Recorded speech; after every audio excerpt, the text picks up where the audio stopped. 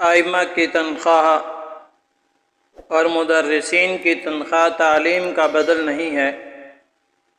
تعلیم کا بدل تو صرف آخرت ہے، اور تعلیم کا بدل تو صرف جنت ہے۔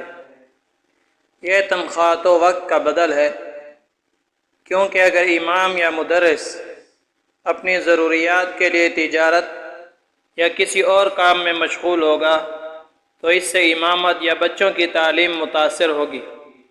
سیدنا صدیق اکبر رضی اللہ تعالیٰ عنہ نے جب امور خلافت سنبھالے تو فاروق اعظم رضی اللہ تعالیٰ عنہ نے فرمایا، آپ خلافت کی مشغولی میں تجارت نہیں کر سکیں گے، اور اگر آپ تجارت کریں گے تو اس سے امور خلافت متاثر ہوں گے۔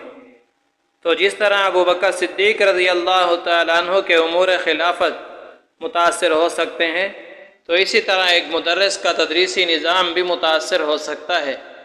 ہاں، اگر کسی مدرس کا تجارت کرنے سے تدریسی نظام متاثر نہیں ہوتا اور نہ ہی تجارتی نظام، تو وہ تجارت بھی کر لے اور تدریس بھی کر لے، کیونکہ نہ کوئی حربہ پیشہ اختیار کرنا معیوب ہے اور نہ ہی اپنے وقت کا بدل لینا معیوب ہے۔